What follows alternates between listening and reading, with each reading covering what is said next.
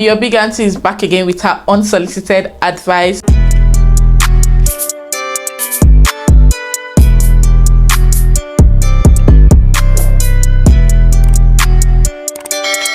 are some people that they meet the love of their life when they're in secondary school, and the next thing, their first love is literally their husband. And there are some of us that we have to go through shege upon shege get to meet the love of our lives, and that's okay. It's actually okay to be very single, guys, because when you're single, you get to find yourself, you get to embrace your journey, you grow. I'm not saying that marriage doesn't bring good things. Obviously, marriage does bring good things. Have you not heard of people that when they got married, things just opened up? All of a sudden, there's wealth, they have a good life. Marriage is beautiful with the right person. But then why are you single, sis? I mean, probably you don't have a man, you're not in any talking stage whatsoever, you don't have anybody that you're even talking to at all.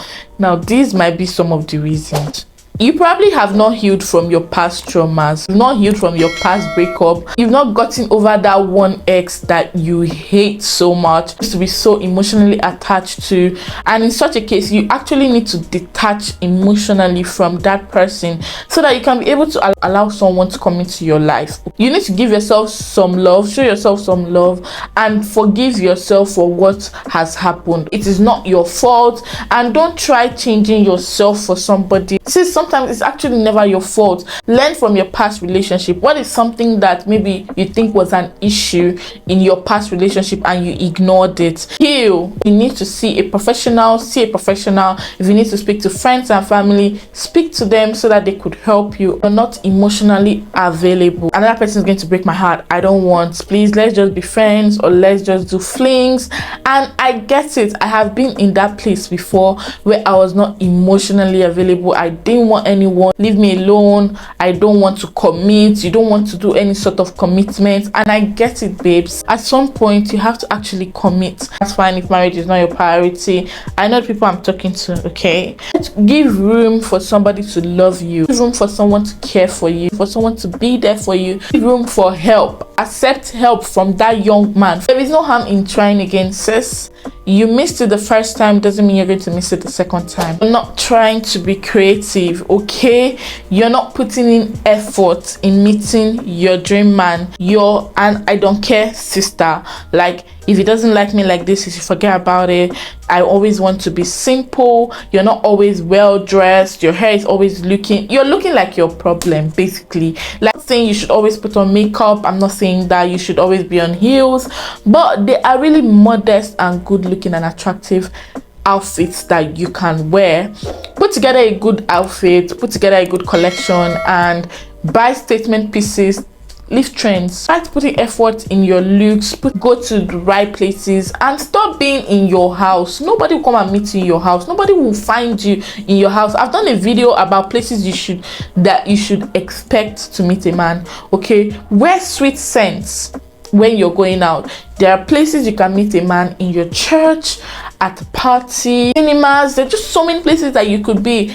Be creative. Try to take yourself out sometimes. Don't wait until you have a man that is talking to you before you start going out. You just could be chasing your dream man with your problems. Now let me tell you this: you meet a man today, now automatically tomorrow is your birthday, mother is sick, you need money, your rent is due, you want to do your hair, you should be able to afford to do your hair and your nails. That is actually the minimum. Like, be able to do that one. Imagine somebody you met a week ago, you're asking him for money to do your hair, to do your nails, and all of that. Doesn't even make sense to you. The man will see you as someone that has got a lot of baggage. He will dust his slippers and run away. Do not drop your problems on them. So your partner should be of help, but there's a way you can go about it. Not this every week one problem. You might just be poor in communication. Especially when you meet people online, you need to learn how to flirt. Some might see, oh, like your picture, might just like your vibe on Instagram, but then why isn't it moving out of Instagram?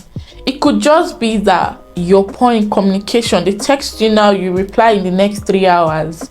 I get it if maybe you're busy and you are not available to chat, but sometimes you need to try to communicate. Ask the person what they are up to. Send memes. Sometimes memes lead to conversations, you guys. Memes and funny videos on the internet lead to conversations. what do you think about this?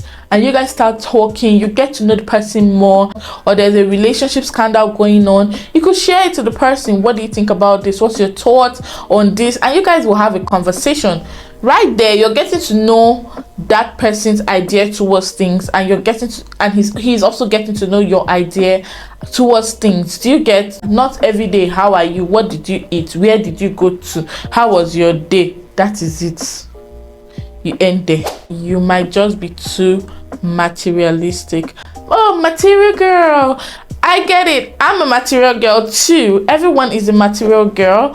Okay, there's nobody that will tell me does not like good things. We all like good things, okay? But how do you go about it? That is the problem. How do you ask for these things? How do you make a man know that you're materialistic? And you're a material girl, but it shouldn't be a thing of you have to rub it on the person. Tell the person your love language. The person should know what to do. I mean, if the person is probably, especially if we're talking to the 30 plus people, 40 or 30 plus people, okay, people approaching 40 that don't get the memo that ladies these days is money, okay, or is you buying them gift and all that. You need to explain to the person that, see, this is what I actually love, but talk it simple and leave it at that. Don't drag it. Don't be like, oh, he has to buy me a house, he has to buy me a car, he has to do this, he has to do that. Weigh the person you are talking to. Don't be too materialistic. Ask in a very polite manner and you will get it. You can't make him feel like you're broke. So you need to package yourself very well. In this material girl thing, sometimes you need to put in the effort. You have to be a material girl first. They need to see what you're wearing, the one you have bought with your own money, not because you just met him all of a sudden you want this. Lastly, pray for confirmation. If you meet somebody, instead of you diving straight into relationship or whatnot, I feel like it's talking stage of 1 month. You should know if this person is who you want to be with, or if you want to get into a relationship with this person. And when you have friends that are prayerful, ask your friends for confirmation. Like, you know what, I like this guy, but I don't know if he's the one for me. Help me pray for confirmation from God. You're also praying for confirmation from God. Who are your friends? Are your friends connected to Christ? And you know, if God confirms that this person is your person, then you go ahead with it. Pretty much it for this video. Make sure to give it a thumbs up if you like it, and do leave a comment below. See you guys in my next video. Sisters, bye.